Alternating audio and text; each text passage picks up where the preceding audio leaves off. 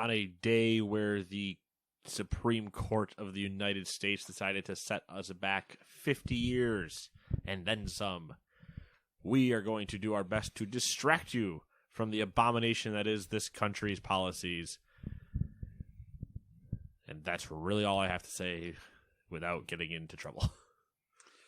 Yeah, that's why we play video games, to escape the real world. Hey, welcome to the Gamers 2 podcast. And I've been trying to escape it a lot lately. Your weekly roundup of news and commentary related to the video game industry and anything else that might pique our interest. That's why you come here. We whisper sweet video game news nothings into your ear. Sweet video game news nothings. Distract you from the real world. Distract you from all the terrible things going on. It's on fire. Yeah, I don't even want to build list the guillotines. I don't even want to list them because we'll be here too. The whole podcast hour will just be us listing things that are wrong. Everyone will be like, "Wow, that took a turn." Yeah, took a dark one. Turn. Took a dark and a wake up one. You know what I mean? Yeah. Wake up, sheeple. Oh God, I knew he was gonna do it. I knew he was gonna do it. I couldn't cut him off before I got it out.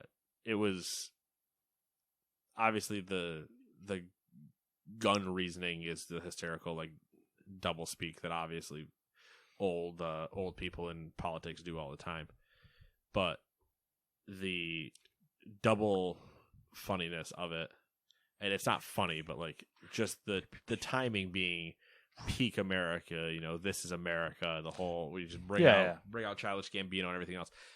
They were celebrating the ratification of Title IX. Okay. Literally the day before. Mm-hmm.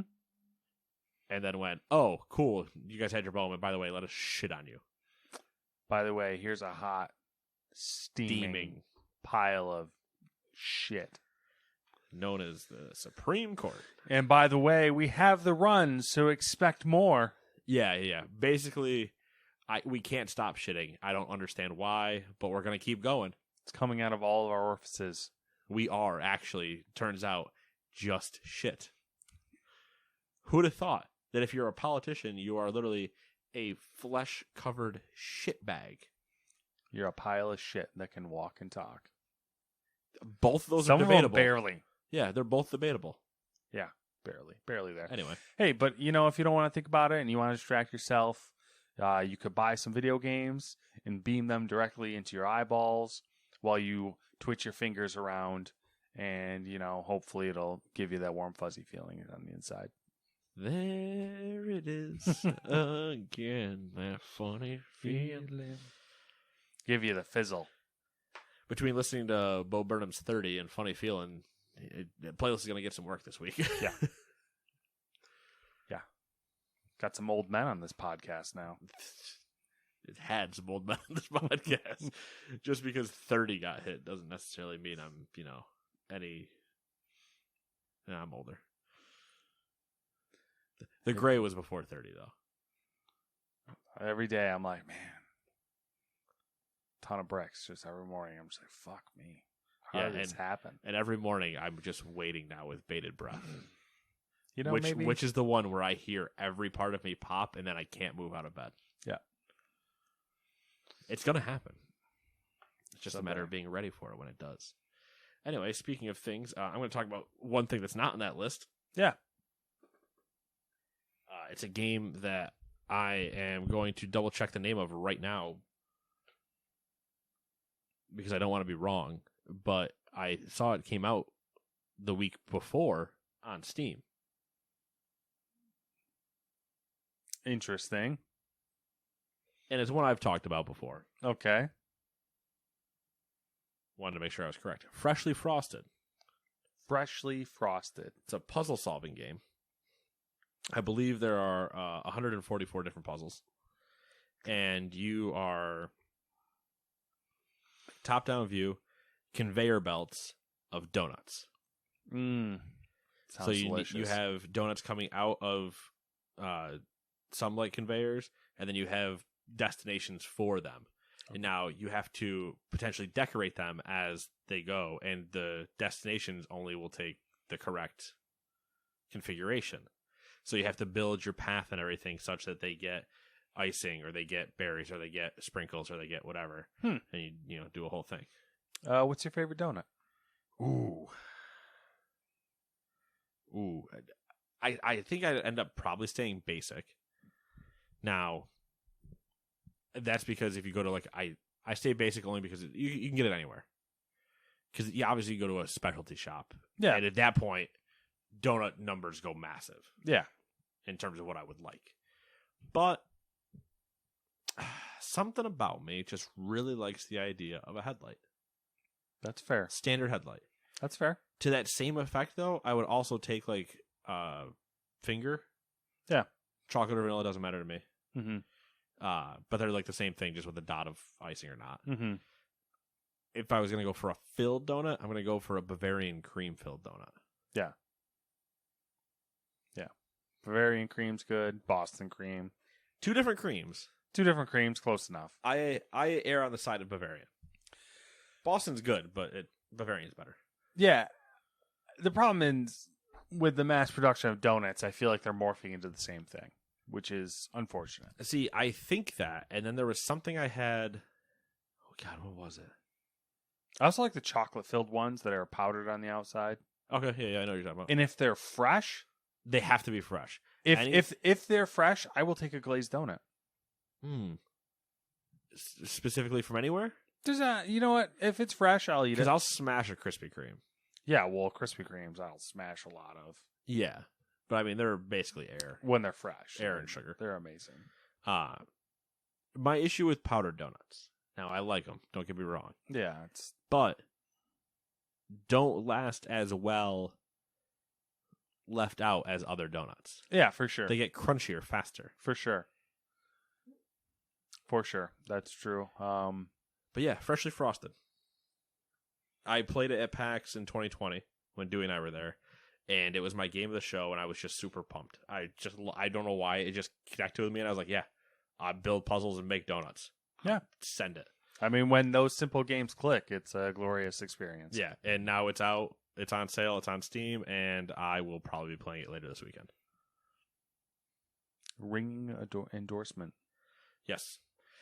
Other endorsements include number 1, Summoner's Fate for the PC. Number 2, Anvil Saga for the PC. Number 3, ESO High Isle made its way to consoles. Number 4, Fall Guys makes its way to PS5, Xbox, and Switch. I believe it's free on Xbox. Number 5, Planet Zoo Conservation Pack. Oh, get a little DLC. Number 6, Shadowrun Trilogy for the PlayStation, Xbox, and Switch. Number 7, Wreckfest for the Switch. Number 8, Fire Girl Hack and Splash Rescue DX for the PlayStation, Xbox, and Switch. Number 9, Deliver Us to the Moon for the PlayStation and Xbox. Number 10, Naraka Blade Point goes to Xbox. Number 11, Sonic Origins for the PC, PlayStation, Xbox, and Switch. Number 12, AI The Somnium Files Nirvana Initiative in the US anyway for PC, PlayStation, Xbox, and Switch.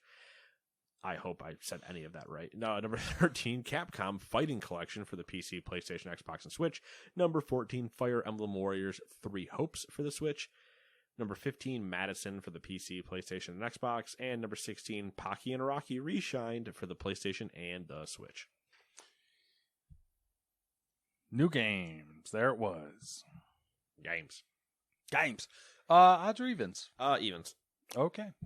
I don't know what they are, but evens. Okay. Number 1, welcome to what looks to be a slow and possibly boring week. The Supreme Court said, fuck you. Exhibit A. Well, you know, that's a whole nother world of experiences. That's true. Exhibit A is Electronics Arts CEO Andrew Wilson saw his pay decline in 2021 following a vote from shareholders to lower executive bonuses. In a new company filing spotted by Axios, the firm reported that Wilson received $20 million in the 12 months ending on March 31st, 2022. Wilson was paid $40 million the year prior. However, the CEO was still awarded a sizable stock bonus of $30 million for the same period. The company's board of directors said the bonus was, quote, in the best interest of stockholders given the heightened competition for top executive talent and the need to continue to retain and motivate Mr. Wilson. I mean, I don't want to be quick to say that I can get motivated for less than that. Yeah, I would agree. You guys want to save some money? 20 mil. I'll run your company. Yeah. Give it to me. Easy. I look at this. I've already saved you 10 million. I hate the excuse of like, to a certain extent, I get it. Like, you get someone good, you want to retain them, you should pay them more, obviously. Right. That's how that works. But I think we're in the point of excess with these motherfuckers. Here's the issue. Because somebody says that, right? Mm-hmm. Yeah, you want to retain, you pay them, yada yada. Why is that only true at the top? Yeah. That's the issue. Oh, yeah. Well, you get your man in there, and he'll fucking get that blood from that stone. That's true. I mean, he will get blood from a stone until the stone wants to leave, and then he realizes he has no more stones. Yeah. I guess. I mean, apparently Amazon might be going through that in 2024. Set that whole story going around, which I did not read, and I don't know if it's actually true or if it's just bullshit. Where they're like, oh, we're going to run out of workers by 2024. Oh, I saw some stuff like that, and it's like, well, you guys also have like horrible practices usually. So here's a thought. I'm sure they're fix your environment. Yeah, I'm sure their turnover is massive. Same thing in discussing. Fuck it, we're in a workforce conversation now. Discussing like rise up. But like companies trying to find people, right? Mm-hmm. In not my company, but like in my sector, everybody's going like IT. That is, everybody's going to like remote jobs or whatever, and companies are willing to pay a lot of people and not squawk at like, no, we need to retain people or bring people in. And there's a lot of movement happening. Mm-hmm. And there's some companies that I directly know that are so stuck in the mud of like, oh, well, we need people on site, or we need, no, we're not doing remote work. No, we won't pay people a competitive salary. Like, they don't understand yet that they aren't competing anymore with Tom down the street. Fucking Tom. They're competing with Frank in California, and Steve in Microsoft, and Asim in the closet in Australia. Like, they're competing against the entire world for talent now because remote is not a ridiculous thing. But they still want to offer bullshit wages and be like, oh man, nobody wants to work for us. Maybe up your price? Yeah. Here's just a wild thought. Or, rise up. Rise up. Eat the rich. What other sayings can we throw in there? I don't know. I had a conversation with another Motherland. With not a coworker, but like an acquaintance, and him and I were discussing something, and he was just like, "Hey, if you know anybody looking for like a job, we're like bleeding people over here and just losing bodies." And I was like, "Yeah, it sounds about right." But no, I don't know anybody. One, I don't know anybody because I know what you're going to pay them, and I would never recommend it. And two, because I actually don't know anybody. Number 2, Diablo Immortal has been delayed in China just days before its planned release. While regulators had already approved the game for launch, the company said over the weekend it would not make its planned debut due to a need for gameplay improvements and, quote, multiple optimization adjustments, end quote. No new launch window was given. The delay also comes shortly after the Diablo Immortal account on Chinese social media site Weibo was banned for making new posts for, quote, violation of related laws and regulations, aka we no likey. Okay, we changed our mind. You must give us more money, and then we'll let you play. I feel like China has probably a lot of laws that basically boil down to we no likey in the moment. Yeah. Like, you broke this new law. We no like you. No. You give me more money to look not at you. Oh, China. Which is hysterical because knowing how the microtransactions are in that game, that's probably a massive market for them. Oh, I bet it is. They might be the ones to single-handedly... They're probably shaking them down for a bigger cut. They're probably like... Oh, probably. Like, give us... I don't know. 50. Yeah. Give us like 50%, and then we'll let you do it. Number 3, Bungie has won a lawsuit against cheat creator Elite Boss Tech. The two parties reached an agreement to end the suit filed in August 2021, which will see the software maker pay Bungie $13.5 million in damages. Elite Boss Tech's cheat software for Destiny 2, quote, displays a graphical overlay, end quote, that integrates into Bungie's copyrighted work to create an unlicensed offshoot.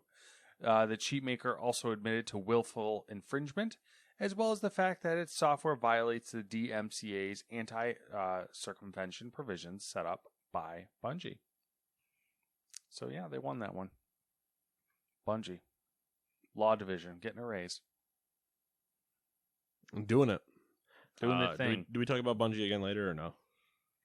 We talk about Bungie again at some point. I don't remember what it's about, though. I just remember the DMCA thing?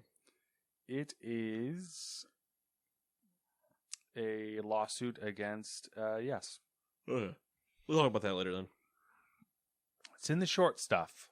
But, speaking of copyright, we'll get there. Yeah. Number 4, Activision Blizzard shareholders voted in favor of New York's proposed annual abuse report. The report, which I don't know, it's just a really weird way to say that. What's your annual abuse report? How full is it? Basically, I mean, It's just like, tell us about your abuse. Just... Report on yourselves again. Yeah. The report would be expected to disclose total number of disputes settled by the company and the amount of money spent in doing so, progress towards reducing the average amount of time taken to resolve such complaints either internally or through litigation, total number of pending complaints regarding sexual abuse, harassment, or discrimination, and amount of hours worked and pay issued as required by the California Department of Fair Employment and Housing. Oh, Activision Blizzard. Speaking of. Yep. Speaking of, a majority of Activision Blizzard shareholders have voted in favor of re-electing the firm's 10 directors to the board, including CEO Bobby Kotick. Around 91% of shareholders voted to extend the current board's term to the end of the next annual meeting in 2023. Approximately 88% voted in favor of the company's executive compensation package, which included a base salary and short and long-term financial incentives to C-level employees. Shareholders were massively against appointing an employee representative for the firm, with 95% voting against the proposition. Big surprise. True. I feel like all of this is null and void once they actually get acquired, because then Microsoft just is your shareholder. So yeah, I'm wondering if this was just like, we don't want to deal with it. Let's just we're pushing it until that's status done. Status quo until the deal closes. Number 6, PlayStation will not be attending Gamescom in 2022. The information was announced via German publication Games Wirtschaft. Yeah. Wirtschaft. Ooh. I believe.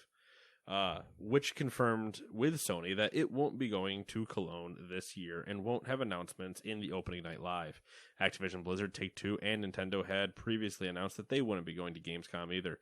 Gamescom 2022 will run from August 24th to the 28th, and it will be the first time the show returns as a physical event since the start of the pandemic. It's a little disappointing. Yeah. That so many people are actively pulling out. It's one thing to not go. It's another thing to say, like, we're not even going to show anything in opening night live. And that's kind of like, really? Yeah. Why not? Yeah.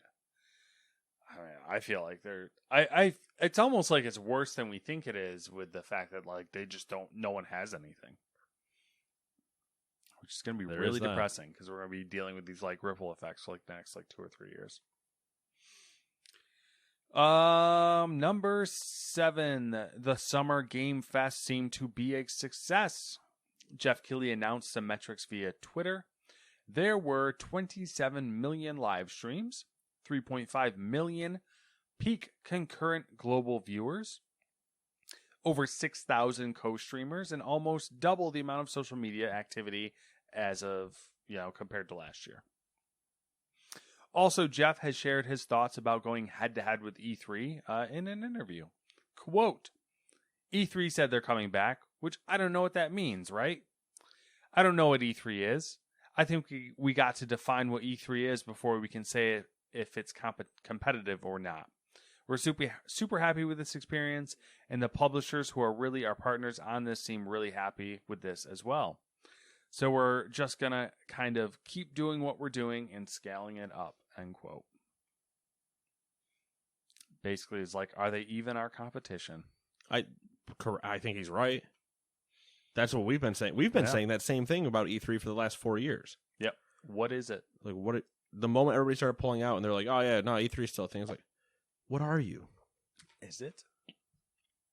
So, again, Keeley and us, same page.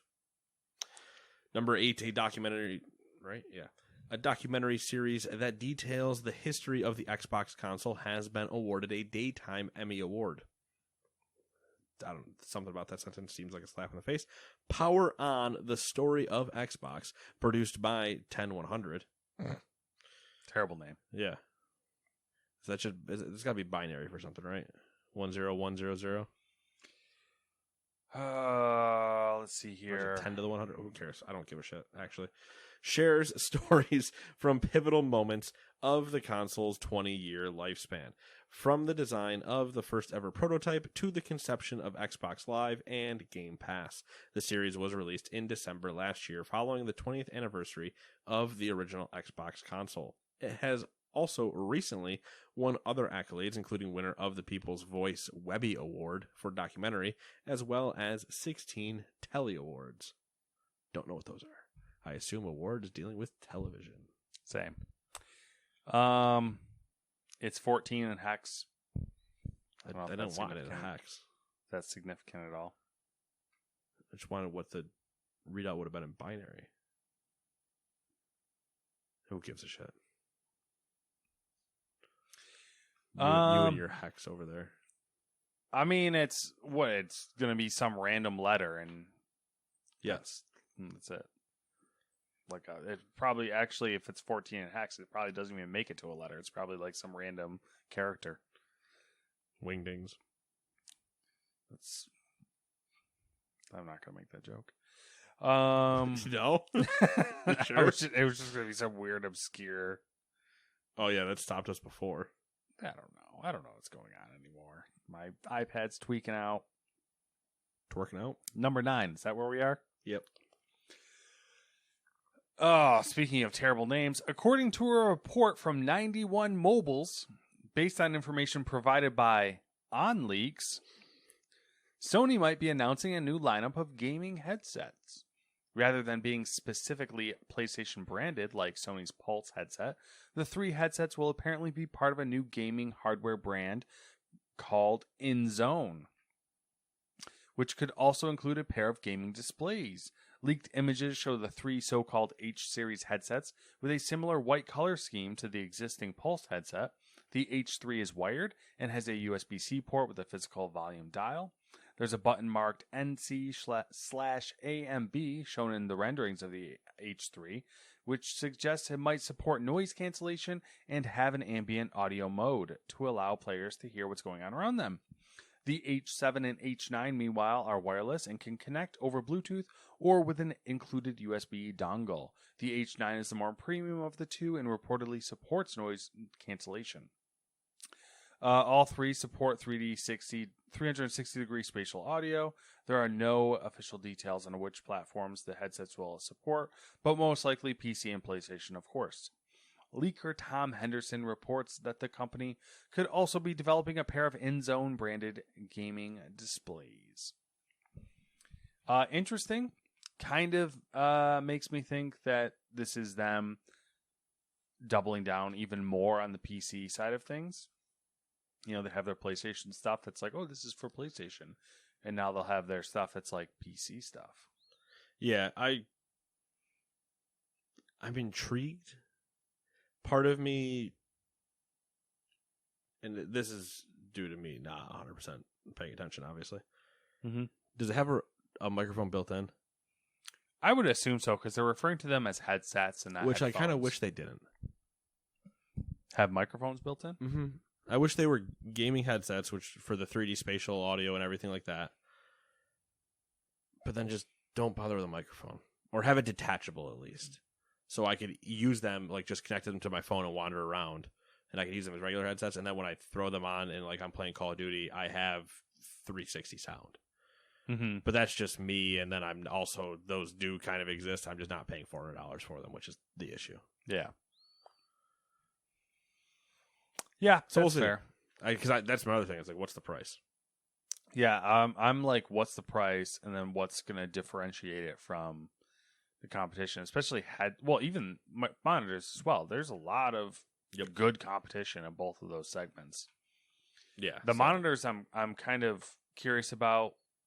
Like I feel like Sony's a known quantity with their headphones and headsets. Like you kind of know what you're going to get, whereas the monitors, like they make good TVs that usually have interesting feature sets, but like but a monitor is a different beast. Yeah, I mean that's the thing. Is it going to translate into a monitor? Like if you need a low MS, you need if you do potential some type of syncing. If you bring the same quality and feature set to your monitors, then cool. But I feel like Sony won't understand what people want in a gaming monitor. I feel like it's also potentially just the trap. Yeah. Oh, I have a Sony TV. I'll just get a Sony monitor. Yeah, problem solved. And it's like, you gotta... But we'll see. What's going to be really funny is they're going to come out with Sony gaming monitors, and they're not going to have good compatibility with PS5. That's true. That would be classic. So they won't be HDR. Yeah, or they won't. Something simple like that. They'll be like 1440p, which the PS5 can't do 1440p. So it'll just be like, what the fuck? Number 10, Epic Games has finally introduced a rating system to its online store, and it's designed in a way that's intended to prevent waves of negative user reviews from happening all at once, a practice more commonly known as review bombing. Instead of allowing anyone to review a game they own, random players who have played a game for more than 2 hours will be asked to review it on a 5-star scale, according to an Epic Games blog post. Those scores will then be calculated to create the overall rating for each game. Yeah, hopefully it works in the way they intend. Yeah. I like that idea of like, you have to own the game and you have to have played it for 2 hours. Then at that point it'll be random. But at the same time, like I feel like the majority of people don't review things. That's definitely true, but also there's the joy of it. You've seen the Steam reviews where somebody puts like the down thumb and it's like, this game sucks. It's yada yada yada, and then because it always shows their hours played on it, and it's something like 1,700 hours, and they're like, what? Yeah. So I don't know. I'm curious. But by removing that and then just having a calculated score based on everything, that might save that existing. Mm-hmm. Ratings. Ubisoft CEO oh my god. Yves Guillemot. You got it. I believe. Ubisoft CEO Yves Guillemot will be taking a 30% pay cut for the financial year 2022. Guillemot's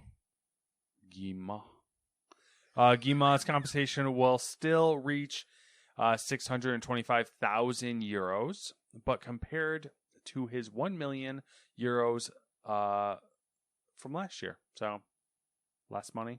Cool. Talking to Axios, a Ubisoft representative confirmed, quote, "This is a personal decision by Yves Guillemot, which he took considering that the company had not reached the financial targets that had publicly communicated to the markets," end quote. The old Japanese tactic there. Yeah. The old we fail, we all fail type move. Yeah, yep. Which respect to that, but also hysterical that he takes a 30% cut down from 1 million to 600,000. Andrew Wilson's like, I'm going to take a cut, but I'll take a $30 million bonus. Fuck off. Yeah. Like, the pay difference there too is hilarious. So he made last year he made $1 million. Yep. Last year, what did we say? Andrew Wilson made $40 million in the previous year. Yep. Insane. Number 12. Several major games and technology firms have come together to form the Metaverse Standards Forum, a new group dedicated to setting standards for this growing space. The Metaverse Standards Forum models itself on other standards developing organizations, such as the World Wide Web Consortium, of course it's called Consortium, the Open AR Cloud, and the Kronos Group, a consortium dedicated to establishing interoperability standards for 3D graphics. All three of these groups, as well as the Open Geospatial Consortium and the Web 3D Consortium, they gotta stop using that word, are involved in the forum. From the game space, founding members include Sony Interactive Entertainment, Microsoft, Epic Games, Unity, Meta, formerly Facebook, and NVIDIA. Reuters notes that neither Roblox nor Niantic are currently on board. Interesting to just name only those two. Other companies already involved so far include Adobe, Autodesk, HTC, Huawei, Qualcomm, and furniture retailer IKEA. IKEA's just like, yeah, fuck it. Sure. IKEA, we're in. You guys all use our furniture, so yeah, sign us up. Roblox and Niantic were specifically pointed out because they have they've claimed either that they are or are building a metaverse. Oh, okay. Yeah, Roblox, true. That makes sense. Niantic doesn't, but yeah. Yeah, I mean, I guess this is like really a thing now. Number 13, World of Warcraft Dragonflight is apparently coming out in 2022 with pre-orders already available. Pre-orders are available. Thoughts? And so coming out in 2013, or yes, coming Whoa! out in 2013. Well, actually, you know what? Fuck it. Yeah, coming out in 2013. No, coming out in 2023. The joke is the reason that is because when you go to that page on the launcher, it says coming out on or before December 31st, 2023, which we anytime have seen that get posted for any game ever. It is just a placeholder for end of the year, and it can be moved into next year still. Like, It happens. It's not a concrete thing. You know, part of it, I think we've talked about this before, and I expected them to want to launch it this year and not do it next year. Part of me thinks they still potentially end up delaying it into January. Part of me thinks that they release it at the beginning of November. So I'm not convinced one way or the other. It's just an interesting...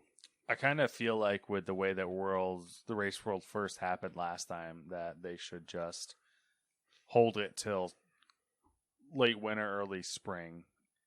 It's better to release the first week after the new year than to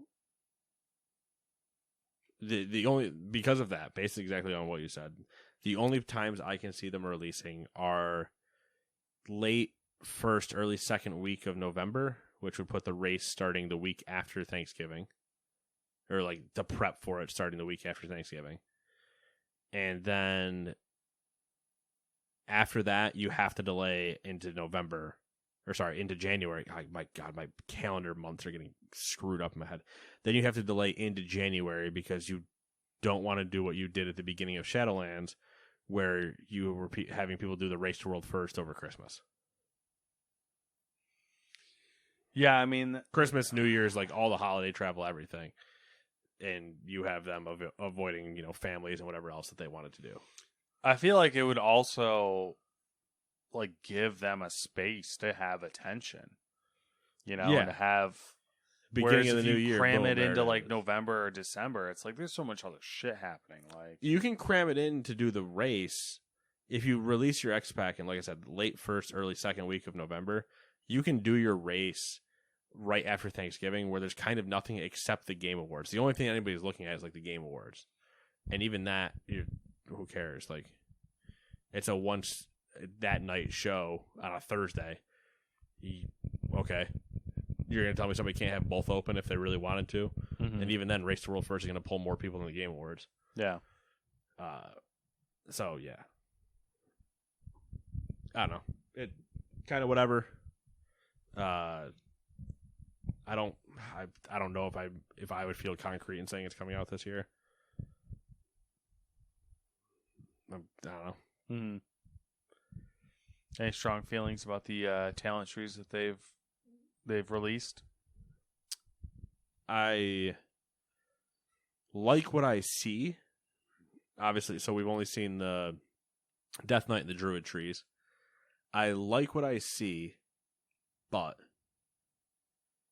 if you're a solo player, I don't know if it gives, and I just mean like as a solo player, like you do most like pugging content, you don't have a group you play with or whatever. I don't know that it gives you it. It's good. It needs to be done. Currently, there's just literally talents that have never been picked in 3 expansions. That's not good. So redoing the system is a massive thing that needs to get done. But if you're a solo player, having all that choice, you'll flip it around like a couple times, but you're going to take everything that you just need to like survive on your own. Where once you have a group of, a raid or a dungeon, I'll use a dungeon as a perfect example. If you have a group of 5 people, that you guys could kind of craft each other's trees around what the other ones could bring, so you can problem solve different ways potentially. Mm-hmm. And that opportunity sounds like a lot of fun to me. Like, oh, you're bringing a whatever, I can not bother and go a different way. Or maybe I just bother anyway because I just needed to get to other things and whatever, who gives a shit. That's the one thing that might still happen that I'm not sure if I like.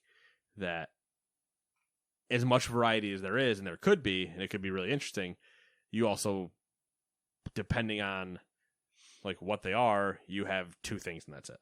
Yeah. Now, I think Druid is one of the...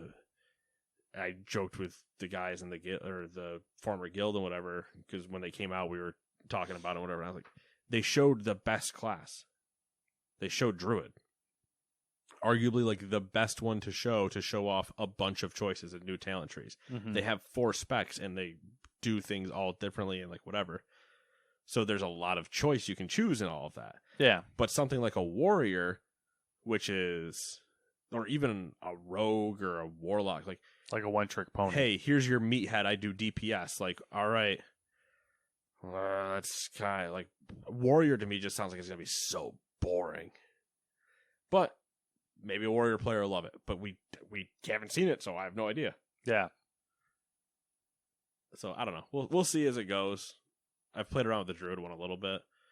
And there's definitely some interesting choices where I'll need to see them more in like practice how they would work out, but or like in certain situations again, because you get to some talents and you pick one or the other. Mm-hmm. And it's like, okay, do I pick the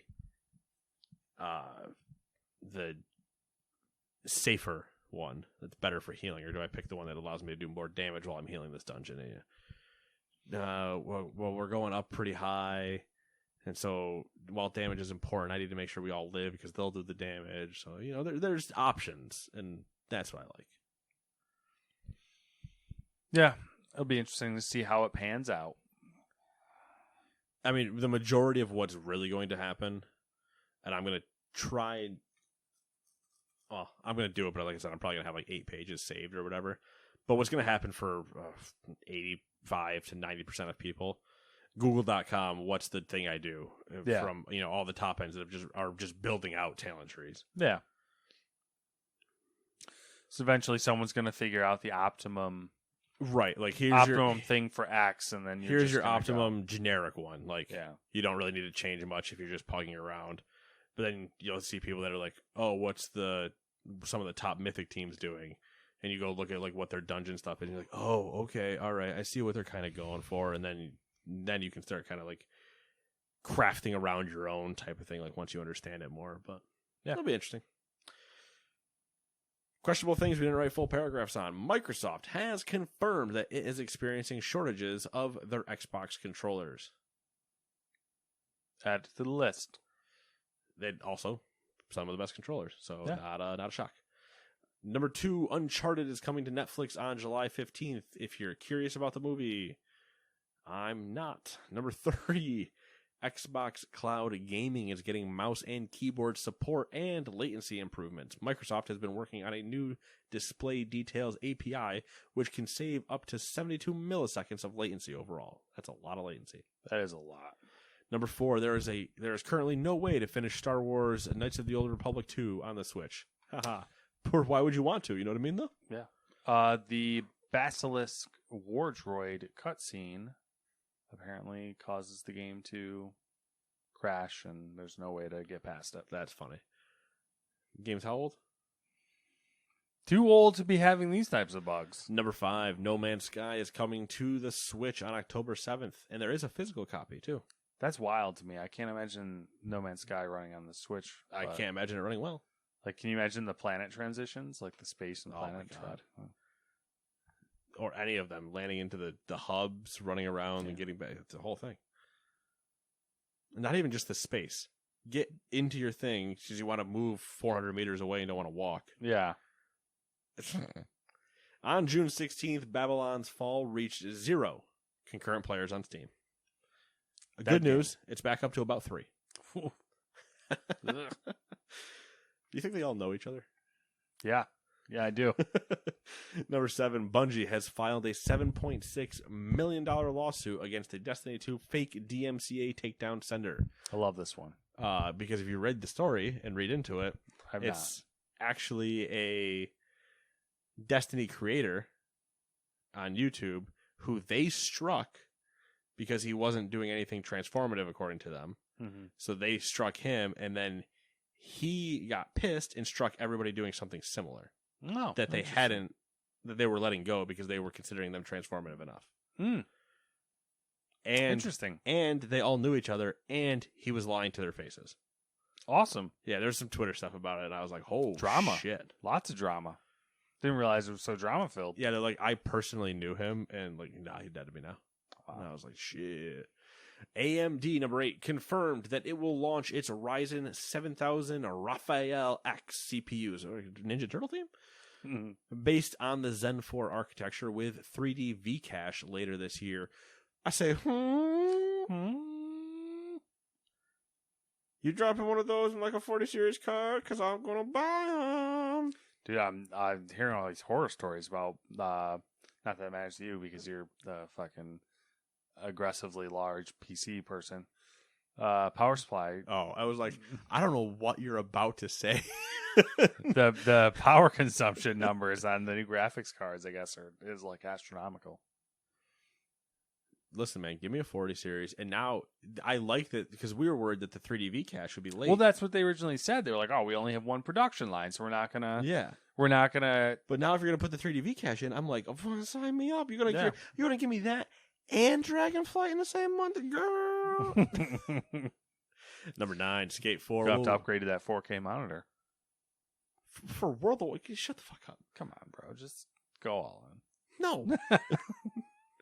The computer's going to be enough money. All right, just trying to make sure your experience is good. It will be. Okay. Once I have those parts. Those damn meddling kids. Number 9, Skate 4 will reportedly be showcased for the first time in July. Get ready for that to be in a 2023 maybe.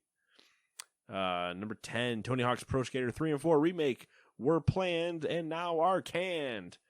Because Vicarious Visions got merged into Blizzard. Nice. Look at that. Look at that. It's like I'm professional over here. Number 11, the final launch date for God of War Ragnarok may be announced by Sony on June 30th. For people keeping track at home, that is Wednesday or Thursday? Thursday. I don't know. Thursday I don't know calendars. Number 12, a new rumor from movie TV insider Christian Harloff suggests that Cal Kestis, the main protagonist of the Respawn Entertainment's Star Wars Jedi Fallen Order, could get his own live-action Disney Plus series, and Nate has never wanted to vomit faster. It's a possibility for sure. Unfortunately, God, it needs to not be. I think there might be some linking of characters. Let's just not. I got an idea, Matt. Let's not. How about no? How about no? Scotty, no. You're really gonna like the next one. Number 13, son of Tom Henderson. According to leaker Tom Henderson, Ubisoft is planning to re-reveal Skull and Bones the week of July 4th via a live stream featuring a trailer, gameplay, developer commentary, and more. It's also expected to get a release date, and Nate is going to watch the shit out of that. Gonna do some Mystery Science Theater 3000 Oh, shit. 110%. I almost wanted, like, whatever that time is, that week, I will leave work and come to your house, and we will just have I'll bring popcorn and everything. Just for me to the entire time go, no, wrong, no. Number 14, Summer Games Done Quick. The annual Summer Speedrunning Marathon kicks off on Sunday. So hell yeah, because that gives me something to watch all next week. And yes, Thursday was the day, the 30th, June 30th. I figured it out. All right, well, you're one of those calendar people. They have a name. I don't know what it is. No, not really. What I did was I figured out what the day was, and then I just started counting the days. Shh. I just counted really fast. Calendar person. Somethinologist. I don't remember what it is. Are you looking it up? What? The Calendar calendar person? thing? I was going to, then I got distracted. Because I was going to ask you a question, but then you were reading, so I was like, oh, I'll pause. But now I'm going to ask you the question. It's been 7 days. What you been up to? Nothing. Chilling. We played Sniper Elite, right? Yeah, we did. I played Sniper Elite. I watched some shows. We played 2-3 missions, something like that. Yeah. I went back afterwards the other day. I went back and got my workbenches that I was missing. There was level 3, I was missing 2 workbenches. Oh, you were missing all of them then, because we went back into 3 to get 1. Oh no! 3 was the 2 you were missing that we said we're not going to go get because it was a nightmare to run to. That's right. Which it was. Oh yeah, it was a nightmare. I couldn't fucking find one because it was the one up in the church where it's up and up. No, it was the one. It was this like resistance thing that you had to like kind of go. There was just like a random door you had to go through, and then it was like a little. It was dumb. Hey, I found it. I think it was just dumb luck. Like probably. Yeah, that whole. It's like a rat's nest. It was. Yeah, because that was the one map where I went to spawn us in, and I was looking at the other starting locations. I was like, "There's not actually anything good to run to these." I was like just running around, like trying to find it, and like I was like aggroing everyone and like setting alarms off. Got to the point where I was in a doorway and I ran out of ammo because there was bodies fucking everywhere. Just people. And I like ran out of ammo and I just started like meleeing people, like, and because they come in, I melee them. Come in, I melee them. It was just bodies everywhere. And I was like, what the fuck? But I also hopped on. I looked through the Steam game sales, and then Steam summer sale. Yep, and then I re-downloaded / updated SnowRunner. So, because I've been kind of getting that bug, and that's about it. I think It's a dangerous bug to get. Oh, I'm listening to a book about the first 6 frigates of the U.S. Navy. I you know what? I would have guessed Alexander. So it's pretty interesting. Pretty interesting stuff. They go through like, did you know about the first and second Barbary Wars? No, never heard of them. Yeah, I've never. I was trying to think. Their Barbary for some reason is coming to me for something, but not a war, like a person's name. But I don't know if I might be thinking of somebody entirely wrong. Maybe, I don't know. No, that's Barnaby. So I was thinking of Barnaby. The first one took place before the War of 1812. The second one was after the War of 1812. Oh, well, of course, they were busy in the middle. Yep. And Can't have a second one. pirates. It was essentially the U.S. at war with pirates. And pirates like... is that just... pirate nations. Is that just Pirates of the Caribbean, like the third movie? Basically. Or the fourth movie? Tripoli. Of course it's Tripoli. I think at the time it was called Algier, but it's modern day Algeria, And there was a third one in there too, but I can't remember what it is because I don't think it exists anymore. I think England ended up just straight up obliterating it, wiping it afterwards. But yeah, fascinating. War of 1812, and that's where I'm at. I got a couple hours left in that, and that's it. What are you up to? Interesting. Yeah. World of Warcraft, of course. The show, Gran Turismo, Sniper Elite, Shredder's Revenge, TMNT. Yeah, Shredder's Revenge. How's that going? Good. Good game. Vibing with it, feeling it. Yeah. Brings me back. I only play like a level a day, and then I kind of take a couple of days. I really like it, but I don't want to burn through it. That's fair. Because I know it's going to be short, and I could just burn through it sitting down and get it done. But I'm like, I don't want to do that. Yeah, I want to enjoy it. That's fair. Had a lot of fun with Sniper Elite. Yeah, it's good. We're coming close to needing to turn it on to authentic. Yeah, we might have to fuck with things because I feel like going straight to authentic might be too much because you lose any sort of like. Yeah, I mean, we can do the custom stuff and then just forcefully turn on a bunch of things. Maybe what we should do is replay the first level on authentic because it's kind of like it's like a safe level. Well, that we've already done it, so yeah, that would make sense. Just to get a feel for because you lose any sort of assistance and everything. So you got to figure out bullet drop, wind, and all that windage. Yeah, so that would be true. We should probably replay the first one on authentic and see how it goes. That's the one I'm worried about because I don't think I would be able to make long range shots. It would just have to be a complete shoot and hope that you are close. Shoots and spotters types of thing. Yeah, you're down to the right, and everybody's looking at you now. Yeah, because you get maybe 2 shots, and then that's it. Yeah, maybe 2, and if you're sound masking, you can probably keep them up. But yeah. So yeah, that would be the play. Play 1 back on authentic, but we've been playing on hard and. Only the 3rd mission gave us any difficulty, and that was honestly because we got bored. Yeah, we were just impatient. And we were just I don't want to fucking deal with all this. It's we had fun sniping for the bit, and then we did all that, and they're like, okay, everybody's mostly dead. Then obviously you walk closer, and they're like, oh no, there's actually 15 people sitting in this building. Well, bad news. Here I go. I'm going loud. Yeah. Oh, here I go, killing again. Or it's a mix between that and the hot fuzz. Yeah. Shame. Just chambering rounds. That's a good scene. But yeah, I mean, it's been fun. You blew up a crane. Yeah, that was random. That was so random. Nobody's fired a shot yet, and to start the map off, map blows up a crane. Something that clearly we're supposed to do much later in the level, but whatever. Maybe that's just some little thing they snuck in there, you can shoot. You can maybe you can that would actually be really interesting if there was some crazy shots you could make at the beginning of every level to where you could complete the level right at the start. Oh yeah, make stuff way easier. Yeah, but you can only make them from that spot. That'd be definitely be interesting.